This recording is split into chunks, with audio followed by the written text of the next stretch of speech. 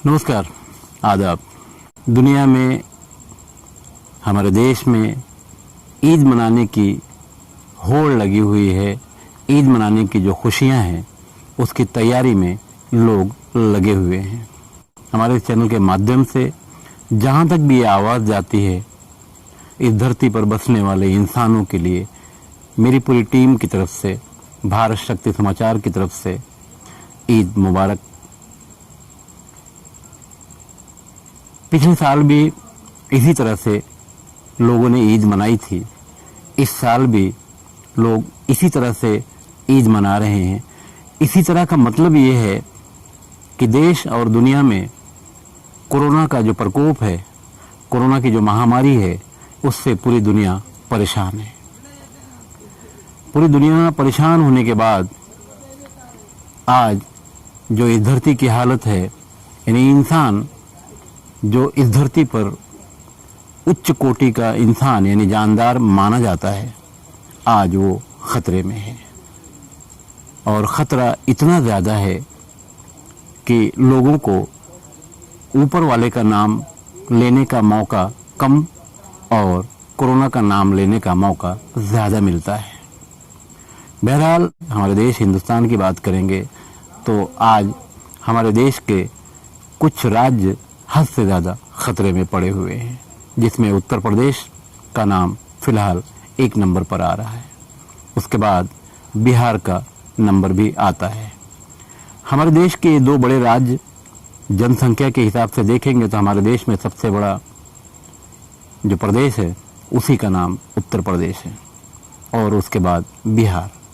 हमारे देश में IAS IPS बिहार से बड़ी संख्या में देश की सेवा करते हैं, मगर आज ये दोनों प्रदेश और उसके बाद मध्य प्रदेश कोरोना को लेकर खतरे में है। और हालात इतने खतरनाक हो चुके हैं कि गांव में, शहरों में लोग सहमे हुए हैं। इस बीच रमज़ान आया और अब ईद की तैयारी है, मगर ये फीकी सी ईद, कौमी एकता की ये निशानी, ईद के मौके पर जो खुशियां होती थी, अब वो देखने को 2 साल से नहीं मिल रही है। उत्तर प्रदेश की अगर बात करेंगे तो शायद ही ऐसा कुछ इलाका बचा होगा जहां हजारों में मौतें नहीं हो रही हैं। बात कोरोना की है तो इंसानियत का जो मामला था अब वो खत्म होता हुआ नजर आ रहा है।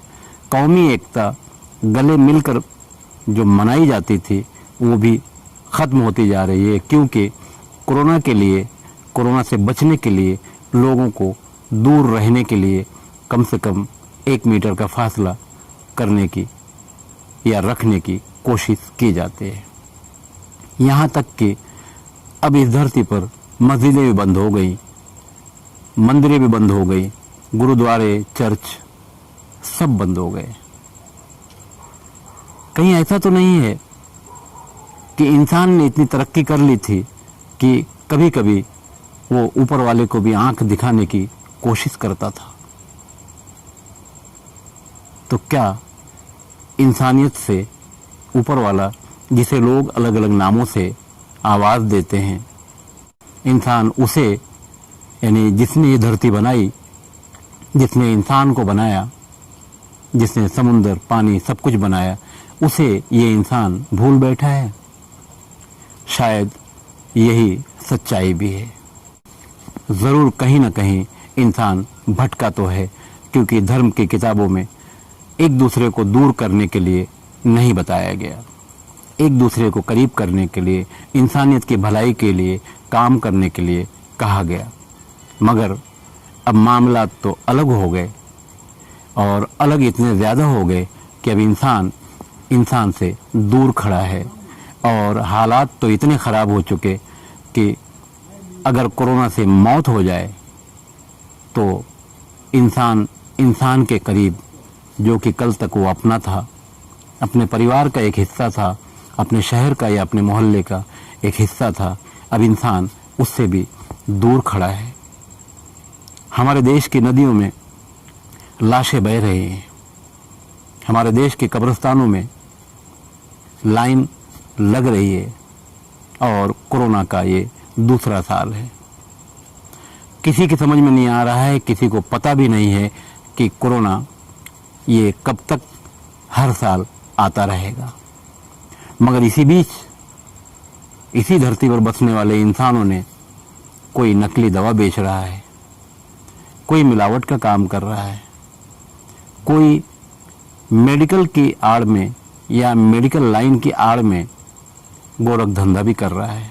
ऐसे लोग भी इसी कोरोना के बीच इसी धरती पर मौजूद हैं, जैसा कि अक्सर हम अखबारों में पढ़ते रहे हैं और उम्मीद है कि आगे भी पढ़ते रहेंगे।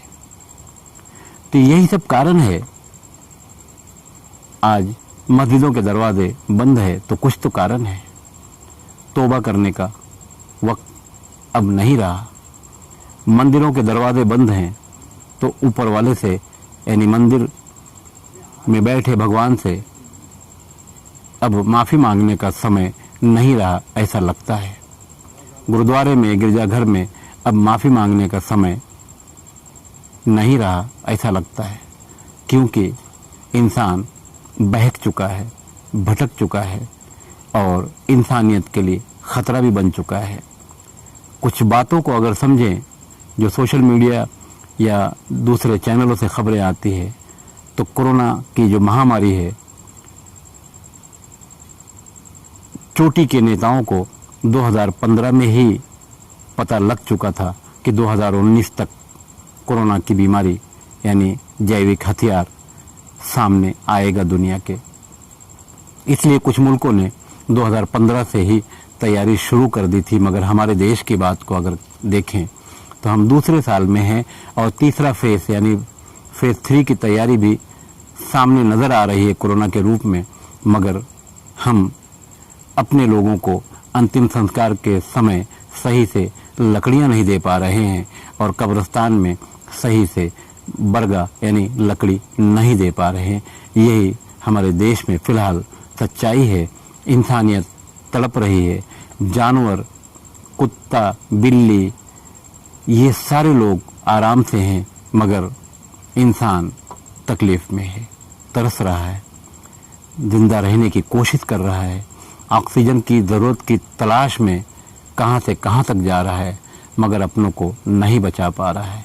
बहरहाल कोरोना का सफ़र जारी है, साल दूसरा है और फेज़ 3 की आने की उम्मीद है।